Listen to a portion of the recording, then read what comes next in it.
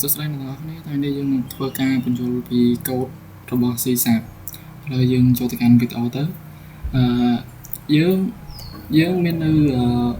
data type integer x ស្មើ10ជាមួយនឹង float y ស្មើ 3.5f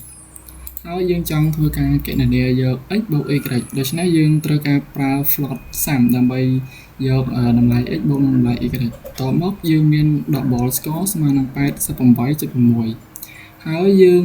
ចង់ប្រើប្រាស់នៅ integer final score ដើម្បីឲ្យវាស្មើ score នោះអញ្ចឹងយើងត្រូវប្រើជាមួយនឹងinteger នៅខាងមុខ score ដើម្បីឲ្យវានឹងស្គាល់តម្លៃ score ពីក្នុង double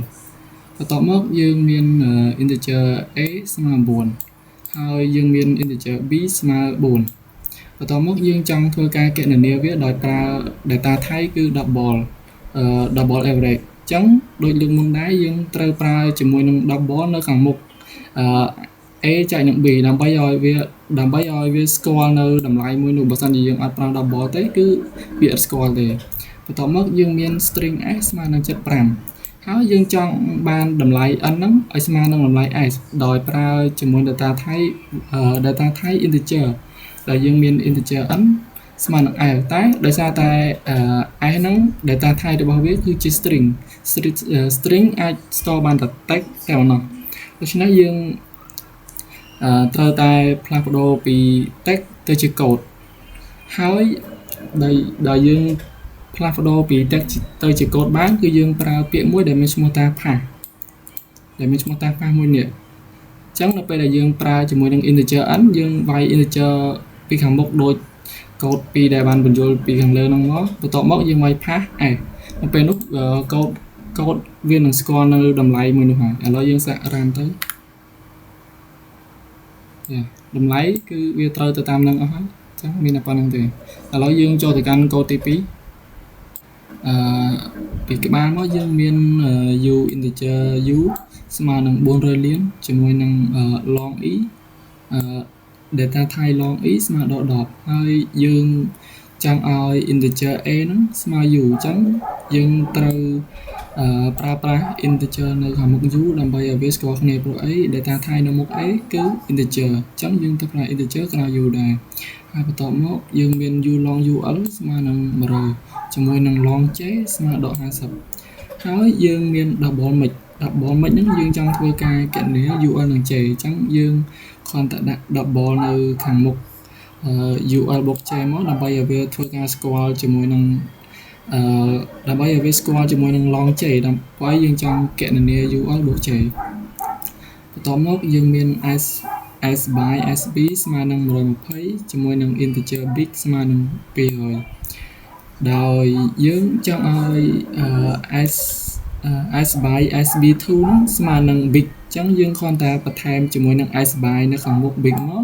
វានឹងធ្វើការស្គាល់ហើយព្រោះអី sb2 របស់យើងប្រើប្រាស់នៅ s by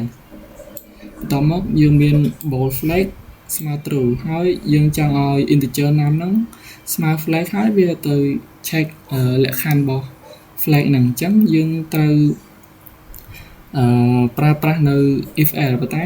ខ្ញុំមិនចង់ប្រើប្រាស់ if else វែងឆ្ងាយទេអញ្ចឹងខ្ញុំប្រើជាមួយនឹង 1.0 ហើយ 1.0 này គេ 1.0 ហ្នឹងគ្រាន់តែវា check លក្ខខណ្ឌ true ឬអត់ true តែប៉ុណ្ណោះអញ្ចឹងវាអត់មានអីខុសគ្នានឹង if else ទេគ្រាន់តែអានេះវាខ្លីជាងអញ្ចឹងវា check លក្ខខណ្ឌដូចគ្នាហើយវាស្គាល់គ្នាទៀតអញ្ចឹងណាំក៏ស្មើ flag ដូចគ្នាដែរហើយក៏វានៅតែ check លក្ខខណ្ឌដូចគ្នាដែរហើយយើងមាន object obj ស្មើនឹង1 2 3នេះមួយនេះ